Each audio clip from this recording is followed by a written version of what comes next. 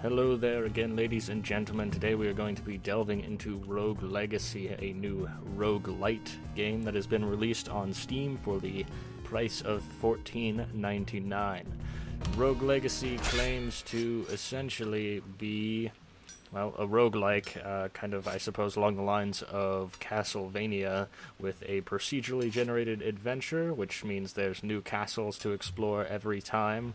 A roguelite type of gameplay, which means when your character dies, you actually still retain some of the power, which means as your lineage of heroes grows, so does your power.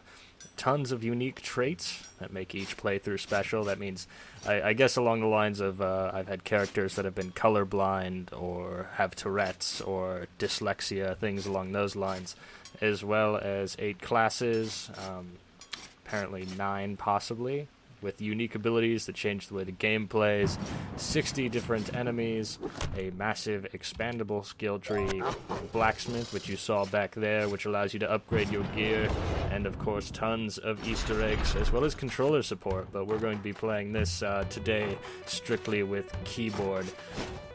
So far the graphics are very Castlevania era reminiscent of, which is nice. I mean, I guess the presentation in itself doesn't really hurt to look at, but it's certainly not, well, next generation graphics, I could say, but that can be a good thing in some cases. I really don't think that's something that we can really hold against it, per se. I am also not particularly efficient at playing games like this, so you'll have to forgive me if I am not an exceptional player. These casters really give me a run for my money. As you can see, here is our first death, killed by a flamelock. Now, Sir Marvin's last words are, health is very important stat to raise, and that is pretty obvious given the fact that we just got our butt handed to us by a little caster fellow. So we die, takes us back to the main menu, and here we go, back into the game with Lady Antoinette, the Barbarian. This class is a barbarian, a walking tank. Hero can take a beating, she has no traits, and she can summon a blade wall to defend us. So let's hop back in. This is probably a good time to look at the, I guess, in-between game screen. Here we have a castle, which allows us to upgrade our characters, which, I mean, it gives a different stat based on what you raise. Obviously here we can get a weight upgrade. I already have the upgrade for making it so we can block incoming damage.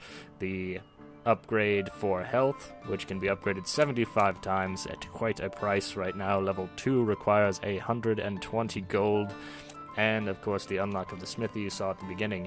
But you can unlock these in between games, which gives you a nice use for money, as well as, obviously, adding the blacksmith when you first enter the area right here, which will allow him to kind of create gear for you. And that can, I suppose, really help your character along, especially if you did make it farther than the first 2 rooms, which is definitely doing better than I have.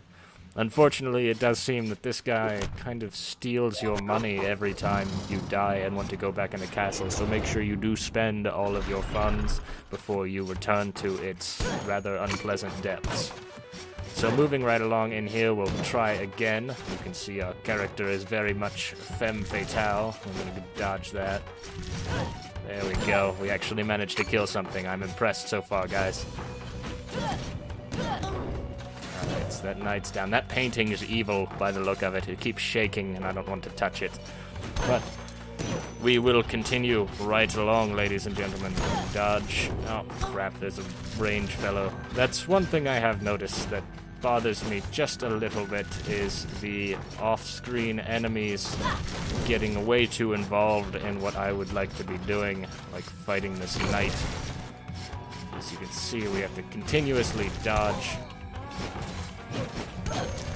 And there we go. We actually managed to kill a few things. I am thoroughly impressed with myself. Oh, that's kind of a neat spell. And again, I'm not good at these traditional type of games, so obviously I'm going to get my butt handed to me quite a bit. But here, obviously, we're just taking a first look, and this looks sketchy as all hell. A room of impossible to... Okay, we're gonna go a different direction. Here you can see kind of a platforming element type of thing, which introduces these... man, I'm dead. Well, I was going to show you the platforms, but the room ended up being filled with horrible, horrible things that like to kill me. But it's definitely got the difficulty of a roguelike, as you can see. Here we have our new character, Lady Henrietta, the Knave, a risky hero with low stats but can land devastating critical strikes. We have a trait now, which is ambivalence, which means you have 2 left hands and can't cast spells properly. That's horrible. I have Tourette's on this character, which should be interesting, as well as a chakram, which throws a chakram which will return to us. So we're just kind of going to skip through here, I suppose. Do you have any gear that I can buy this time, old man? No. His gear is absurdly expensive, apparently, so screw him. We're gonna go waste our 50 gold on this evil jackhole that guards the entrance to the cave. Entrance to the castle, not cave. But as you can see here, it's definitely got difficulty. I don't know, maybe it's just me being awful at these type of games.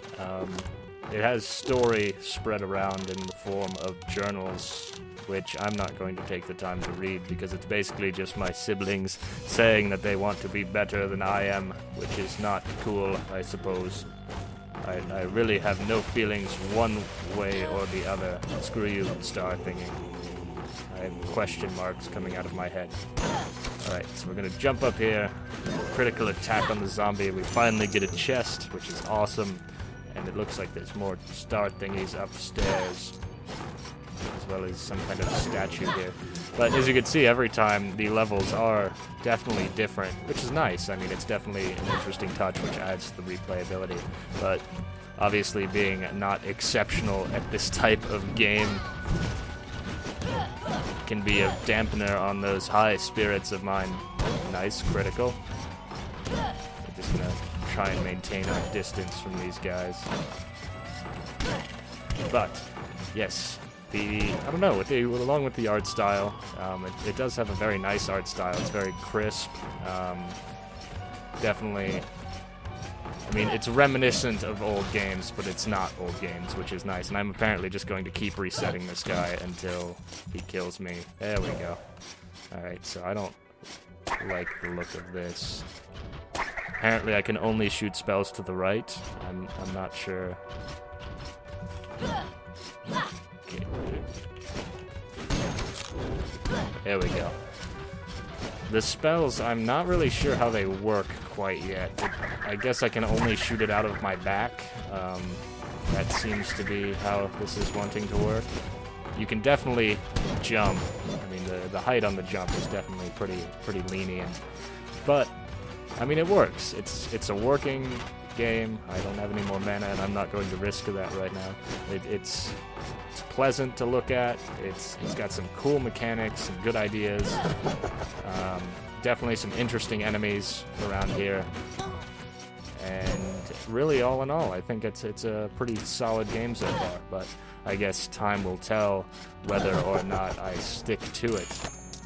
But with this nice golden chest, I'm going to leave you, ladies and gentlemen, with this other first impressions video from Silad Gaming.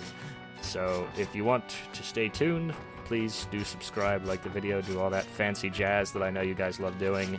And of course, stay tuned for the review, which will hopefully be up in a few days, as well as our other content coming up. But until next time, ladies and gentlemen, cheers and stay awesome.